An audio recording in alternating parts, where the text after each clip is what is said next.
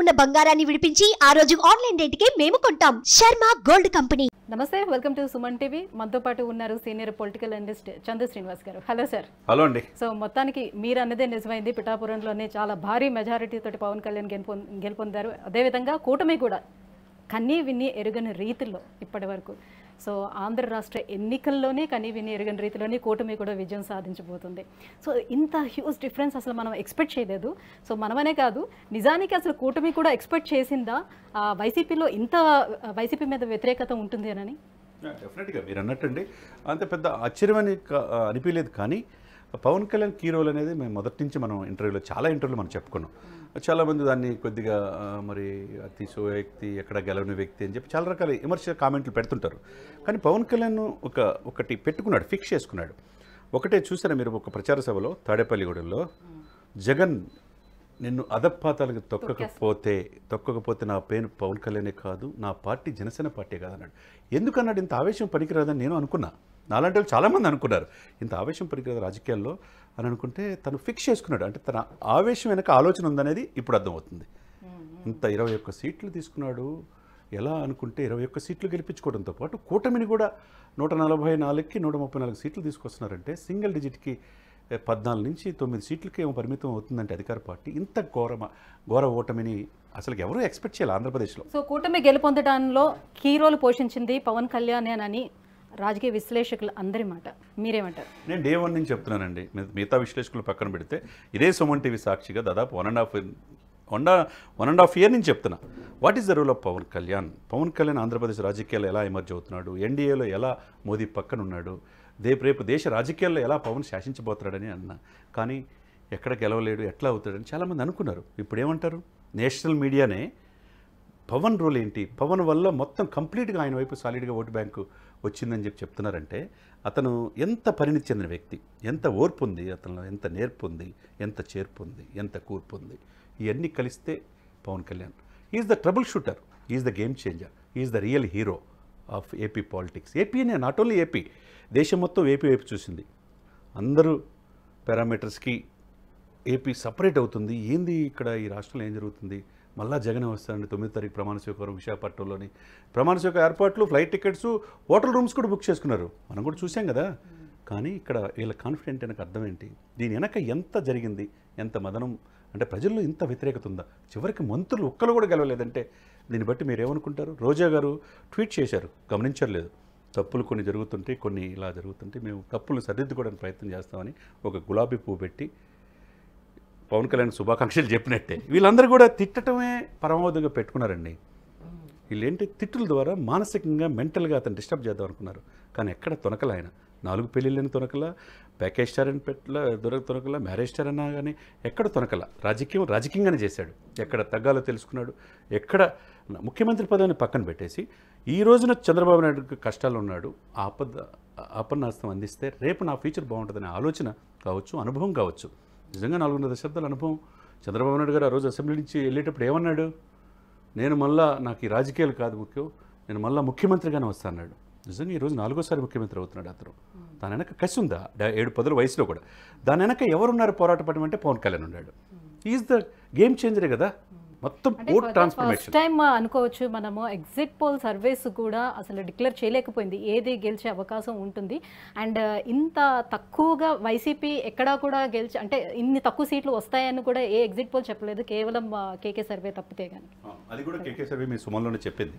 ఆయన్ని ఇతను ఎక్కడి నుంచి వచ్చాడు, వాస్తవానికి దూరంగా ఉంది, ఇంత సీట్లు వస్తాయా అనేది అందరూ అనుకున్నారు. ఈ రోజున అతను ఎంతో కష్టపడి వాళ్ళ ఆవిడ నగలు కూడా తాకట్టు పెట్టి సర్వేలు చేయించాడంట. నిజంగా అంటే ప్రజల్లో ఎంత వ్యతిరేకత ఉందని ఎవరు కూడా పసిగట్టలేదు. ఇంత సింగిల్ డిజిట్కే 14 లేకపోతే ఇప్పుడు 9 సీట్లకు పరిమితం అవుతుందంటే 21 అంటే 100% స్ట్రైక్ రేట్గా జనసేన వస్తుందంటే, అదే సమయంలో కూటమిని ఓటు ట్రాన్స్ఫర్మేషన్లో కీలక పాత్ర పోషించారంటే, బీజేపీ 1% లేని కూడా ఇప్పుడు 4%కి ఎమర్జ్ అయిందంటే 7 సీట్లు వస్తున్నాయండి. 10కి 7, ఇంకోటి 8 కూడా వస్తుంది. రాయలసీమ వైపైనా విజయం సాధిస్తుందేమో వైసీపీ అనుకుంటే అటువైపు కూడా కనిపించింది. రాయలసీమలో లాస్ట్ ఎలక్షన్స్ మీకు కూడా తెలుసండి సుజిత గారు, 52 సీట్స్కి 49 సీట్లు వచ్చినాయి. ఒక చంద్రబాబు నాయుడు, పయ్యావుల కేశవ్, నందమూరి బాలకృష్ణ. ఇప్పుడు ఏమైంది అసలు కడపలోనే కూడా ఆశ్చర్యకరమైన పరిణామాలు. ఈ పరిణామాలంటే కారణం ఏంటంటే నియంత్రిత పోకడ. జగన్మోహన్ రెడ్డి గారు నేను అనే అహం అంటే గౌరవనీయ ముఖ్యమంత్రి గారు ఈరోజు 150 సీట్లు వచ్చినందుకు ఎప్పుడు గౌరవంగానే మాట్లాడుకుంటాం. కానీ అదేంటంటే ఇప్పుడు కేసీఆర్ గారికి ఏమైతే జరిగిందో తెలంగాణలో ఏమైంది, ప్రగతి భవన్కి ప్రజలకి దూరం గ్యాప్ ఎక్కువైపోయింది. ఎవరు అపాయింట్మెంట్స్ లేవు, ప్రజలు అతన్ని దూరం చేశారు 10 సంవత్సరాలకి. రేవంత్ రెడ్డి వచ్చి నేను ముఖ్యమంత్రి అనే ఎక్కడ గాంభీర్యం లేదు, నేను గుంపు మేస్తున్నాను అంటున్నాడు. ప్రజల దగ్గరికి వెళ్తున్నాడు, ప్రజలు మనల్ని పొందుతున్నాడు. అట్లనే ప్రజలకి మనం కస్టోడియన్గా ఉండాలి తప్పితే నేను 150 సీట్లు ఇచ్చి నేనే రాజుని, నేను చెప్పినట్టు వినాలని సాక్షాత్ కార్యకర్తలకు అందుబాటులో లేకపోవటం, ఎమ్మెల్యేలు మంత్రులకి అందుబాటులో లేకపోవటం, చివరికి సకల శాఖ మంత్రి సజ్జల దగ్గరికే వెళ్ళి మాట్లాడాల్సిన పరిస్థితి వస్తే ఓటమికి నైతిక బాధ్యత ఎవరిది? జగన్మోహన్ రెడ్డి గారు ఫస్ట్ వన్ అయితే, సెకండ్ పర్సన్ సజ్జల రామకృష్ణారెడ్డి గారు. ఇది ప్రజలు హర్షించట్లా. నువ్వు ఇన్ని బట్టలు నొక్కు, 2.5 లక్షల కోట్లు ఎక్కడ ఎవరు ఇచ్చారు, ఎవరి మీద ట్యాక్సులతో ఎవరు ఇచ్చారనేది భావన ప్రజల్లో ఉన్నది. దీర్ఘకాలిక కోరికలైన స్పెషల్ స్టేటస్ తీసుకురాలేకపోయావు, పోలవరం పూర్తి చేయలేకపోయావు, రోడ్లు సరైన రోడ్లు సదుపాయాలు లేవు, 10,000 మంది చనిపోయారు రోడ్డు ప్రమాదాల్లో, చివరికి తీర ప్రాంతాన్ని ఉపయోగించుకోలేకపోయావు. ఇన్ని పారామీటర్స్ మధ్య విపరీతమైన వ్యతిరేకతే. ఈ వ్యతిరేకత ఈ పరిస్థితికి దారితీస్తుందన్నమాట. సో పవన్ కళ్యాణ్ ఇంత భారీ మెజారిటీ తోటి గెలిచారు. అట్ ద సేమ్ టైం ఈ కూటమి ఏర్పడటానికి ఆయనే కారకులయ్యారు, కూటమి విజయానికి ఆయనే కారకులయ్యారు. కాబట్టి ఆయన అట్లీస్ట్ డిప్యూటీ సీఎం పదవి ఇచ్చే అవకాశం ఉంటుంది. డెఫినెట్గా ఉంటుందండి. ఆయన పదవి అదే వస్తుంది. ఆయన ఎప్పుడు పదవి కోరుకోలే. పదవి కోసం కోరుకునేవాడైతే 2014లోనే నాకు డిప్యూటీ సీఎం కావాలి, నేను ముఖ్యమంత్రి చేస్తానని చంద్రబాబు నాయుడు అడిగేవాడు.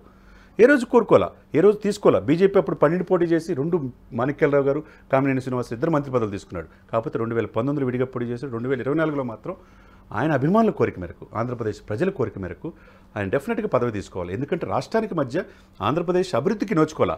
ఈ పోలవరం పూర్తి చేయాలన్నా, స్పెషల్ స్టేటస్ కావాలన్నా మోదీ గారి యొక్క ఇది కావాలా. మోదీ గారు కూడా టైట్ అయిపోయింది. ఇప్పుడు చూస్తే ఉత్తరప్రదేశ్లో కూడా చాలా డి విధంగా వచ్చింది. ఇప్పుడు రాష్ట్రాల అవసరం అక్కడ సెంట్రల్ కూడా వచ్చింది.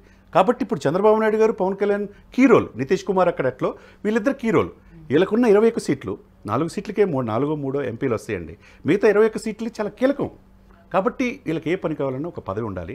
డెఫినెట్గా నాకున్న ప్రిడిక్షన్ కావచ్చు, నాకున్న ఇది కావచ్చు, ఇన్ఫర్మేషన్ కావచ్చు, ఆయన డిప్యూటీ సీఎంగా ఇక్కడైతే మల్లు బట్టి విక్రమార్క ఎలా అయితే ఉంటున్నాడు రేవంత్ రెడ్డి పక్కన డిప్యూటీ సీఎంగా ఉంటూ రెవెన్యూ శాఖ తీసుకుంటున్నాడని తెలుస్తుంది. కొంతమంది ఓం అంటున్నారు, కొంతమంది రెవెన్యూ అంటారు. రెవెన్యూ అంటే నాగబాబు గారు చెప్పినట్టుగా 21 స్థానాలకు 21 స్థానాలు మేము స్వీప్ చేస్తామని అన్నారు. బట్ 20 స్థానాల వరకు చాలా డిస్కషన్లో 17-18 దాకా వస్తాయి అని చెప్పి అనుకున్నాం. కానీ ఎవరు ఊహించిన విధంగా 21 సీట్లు ఈరోజు రావటం అనేది దేశ చరిత్రలోనే ఒక సువర్ణాధ్యాయం. ఆయన లేని రాజకీయాలు చాలాసార్లు చెప్పాను నేను. ఆంధ్రప్రదేశ్లో పవన్ కళ్యాణ్ లేని రాజకీయాలు ఉండవని. పవన్ కళ్యాణ్ పేరు ఉదరించడానికి జగన్మోహన్ రెడ్డి గారు చాలాసార్లు ఇబ్బంది పడ్డాడు. 4 ప్యాకేజ్ స్టార్, హిందూ ధర్మశాస్త్రం, 4 పెళ్లిళ్ళు అయ్యి అన్నాడు. ఇప్పుడు ఏమైందండి? చివరికి జగన్మోహన్ రెడ్డి గారు పిఠాపురం వెళ్తే ఎలట వల్ల ఇంకో 10,000 ఓట్లు పెరిగినాయి. 60,000 మెజార్టీతో గెలిచాడు. ఇప్పుడు 70,335 ఓట్లతో గెలిచాడు. అదేమైనా ఆపగలిగారా? ఆయన గెలుపుని ఇంతమంది పెద్దిరెడ్డి, మిథున్ రెడ్డి లాంటి వాళ్ళు, దూరంపూడి చంద్రశేఖర్ రెడ్డి లాంటి వీళ్ళందరూ వెళ్ళారు. ఏమైపోయారు? ఇక్కడ అందరూ ఓడిపోయారు. అంటే గతంలో టీడీపీకి వచ్చినటువంటి 23 స్థానాలు కూడా ఇప్పుడు వైసీపీకి వచ్చే అవకాశం ఎక్కడా కూడా ప్రతిపక్ష పాత్ర కూడా కోల్పోయారంటే, చివరికి జనసేన 21 సీట్లు కూడా జగన్కి రాలేదు అంటే జగన్ ఏం చేసినట్టు 5 సంవత్సరాల్లో? మీరు చెప్పండి మేడం, ఏం చేసినట్టు? అంటే అంత స్థాయిలోని విమర్శించడం వల్లే ఈ రకంగా జరిగింది. డెఫినెట్గా ప్రజలది అవసరం లేదు మేడం. వ్యక్తిగత అనడం మంచిది కాదు రాజకీయాల్లో. ఇంట్లో భార్యలకి ఏం సంబంధం, పిల్లలకి ఏం సంబంధం, వాళ్ళ ఫ్యామిలీకి ఏం సంబంధం అండి? ప్రతి మంత్రి కూడా చూడండి, ఇప్పుడు దైవబలంతో ప్రతి గుడి మొక్కన గుడి లేదు. రోజా గారు చివరి క్షణాల్లో, చివరి 10 రోజుల్లో ఆమె ప్రతి గుడికి వెళ్ళింది. చివరి కారుకు అన్నీ కూడా పసుపు కుంకుమ పెట్టి బొట్లు పెట్టారు. చివరికి ఆమె గెలిపోయింది. గాలి ముద్దుకృష్ణ కొడుకు చేతులు ఘోరంగా ఓడిపోయింది. కొడాలి నాని ఏమైపోయాడు? మెడ నిండా రుద్రాక్షలు, చేతి నిండా తాళ్ళు. ఏమైనా కాపాడగలిగినాయా? లేకపోతే గుడివాడ అమర్నాథ్ ఏమైపోయాడు? మార్గాన్ని భరత్ నాయుడు అరెస్ట్ కూడా దీనికి కలిసి వచ్చే అంశంగా చెప్పవచ్చు. డెఫినెట్గా 100% 100% చంద్రబాబు నాయుడు అరెస్ట్ చేసిన తీరు, ఆయన 55 రోజులు జైల్లో పెట్టినప్పుడు అదొక ఎత్తు అయితే, కార్యకర్తలు నిర్వీర్యంగా ఉన్న టీడీపీని ఆ రోజు అన్కండిషనల్గా పవన్ కళ్యాణ్ వెళ్ళి ఆ రాష్ట్రం అడుగు పెడతానికి నందిగామలో రోడ్డు మీద 4 గంటలు పవన్ కళ్యాణ్ని నడి రోడ్డు మీద కూర్చోబెడతారా? ఇదేమన్నా పాకిస్తాన్ బోర్డరా? ఇదేమన్నా జగన్మోహన్ రెడ్డి గారి అడ్డానా? ఇది కాదు, నీది కాదు, నీది ఇది అని ఈరోజు తీర్పిచ్చారు. అది అతిశయోక్తి కాదు. విశాఖపట్నంలో ఉంటే హోటల్ నుంచి బయటికి రానివ్వు నువ్వు. ఎవరు మాట్లాడినా అరెస్టులు. ఇది రాజరికం కాదు కదండి.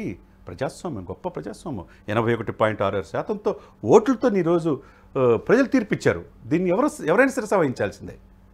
కాబట్టి ఎప్పుడైనా ప్రజలు చాలా తెలివిగలరు. అల్టిమేట్గా ప్రజల్ని, ఇంత శాతం ఓటు పర్సంటేజ్ ఉన్న ప్రజల్ని మనం అభినందించాలి. సో జగన్ చెల్లెలు షర్మిల చేసినటువంటి ఆ తీవ్రమైనటువంటి విమర్శల కారణం కూడా దీనికి అయి ఉండొచ్చా? జగన్ ఓటమికి ఇంత దారుణంగా ఓడిపోవటానికి రీజన్ కూడా కారణం ఇది సొంత చెల్లి బ్లడ్ రిలేషన్ మేడం. ఆయన కోసం 2600 కిలోమీటర్లు పాదయాత్ర చేసింది. ఆమె కూడా 2-4% ఓటు వచ్చింది. ఆమె చీల్చే ప్రతి ఓటు కూడా జగన్మోహన్ రెడ్డి గారు దెబ్బతగిలింది. జగనన్న వదిలిన బాణం జగనన్నకి పక్కలో బలిలాగా తయారైంది. ఇప్పుడు అన్నీ కుటుంబం కావచ్చు, అన్ని పారామీటర్స్ కావచ్చు, సింహం సింగల్గా వస్తుంది, అందరూ ధృతరాష్ట్రులు ఏదో రకరకాల పేర్లు పెట్టారు జగన్మోహన్ రెడ్డి గారు. మరి వాళ్ళంతా ఈరోజు విజయం పొందాను ఉన్నారు. మీరేమైపోయారు? వాళ్ళంతా మింగిల్ అయిపోయారు. బీజేపీ, టీడీపీ, జనసేన ఇక్కడ సింగిల్ అయిపోయాడు. అంటే ప్రజలు ఎంత తెలియగలరో మనం అర్థం చేసుకోవాలి. ఆంధ్రప్రదేశ్ ప్రజలు ఎంత తెలియగలరు. మాకేం కావాలి? తినటానికి తిండి, పని చేసుకోవడానికి పని, లేకపోతే ఇండస్ట్రీస్లు బాగుపడటానికి ఉద్యోగాలు మా పిల్లలకి అనేది చూస్తారు తప్పితే చివరికి నా ల్యాండ్ నాది కాదు, ల్యాండ్ టైటిలింగ్ యాక్ట్ పేరు మీద నా స్థలంలో ఉన్న రాయి మీద జగన్మోహన్ రెడ్డి ఫోటో అయింది, నా పట్టాదారు పాసు పుస్తకం మీద జగన్మోహన్ రెడ్డి గారు ఫోటో అయింది అనుకుంటున్నారు. అది కాదు కదా ఆయన ఆస్తి. ఆ ఎమోషన్స్తో కనెక్ట్ అయింది, ఆ ఎమోషన్స్తో ఓటేశారు ప్రజలు. కాబట్టి ఈరోజు నీ తీర్పు. Right, thank you so much sir. So next Andhra Pradesh రాష్ట్ర పరిపాలన ఈ కూటమితోటి ఏ రకంగా ఉండబోతుంది అనేది చూద్దాం. అండ్ మీకు కూడా కంగ్రాచులేషన్స్. సో మీరు కూడా సంబరాలు చేసుకుంటున్నారు కదా. అంటే మంచి పరిపాలన అందించాలని మా కోరిక. యాజ్ ఎ లామెన్గా నేను అదే రాష్ట్రంలో పుట్టినోడుగా రాష్ట్రం అభివృద్ధికి నోచుకోలేదనే బాధ తప్పితే నాకు జగన్మోహన్ రెడ్డి గారు మాకు కోరుకుంటున్నవారు కదా మీరు. కోరుకుంటున్నాం ఇటువంటి వ్యక్తి రాజకీయాలు రావాలి, 10 మందికి మంచి జరుగుతుందన్న ఆలోచన తప్పితే ప్రజల్లో నేను ఇప్పుడు ఏమన్నా తప్పు చెప్పానా? గ్రాస్ రూట్ లెవెల్లో ప్రజల్లో ఉన్నదే చెప్పేవాడిని. చెప్తే కొద్దిమంది వైసీపీ వాళ్ళకి ఇష్టపడదు, కామెంట్ చేస్తుంటారు. ఇప్పుడు ప్రజా తీర్పు ఏం చెప్పింది? ఇప్పుడు 1.5 years మీతో కూడా పదుల సంఖ్యలో ఇంటర్వ్యూలు చేశాను. చెప్పినప్పుడు పవన్ కళ్యాణ్ ఎంత పొగుడుతున్నారు ఏందని మీకు అనిపించచ్చు. ఈ రోజున జాతీయ మీడియా కూడా అతను చూస్తుందంటే అతనుకున్న కమిట్మెంటు, అతనుకున్న డెడికేషను, అతనుకున్న డిటర్మినేషను, ఈ 3 కలిసి ఈరోజు జాతీయ రాజకీయాల్లో ఒక గొప్ప శక్తిగా, ఒక పోరాట ఎదురుగా పవన్ కళ్యాణ్ ఉన్నాడు. Thank you sir. Thank you.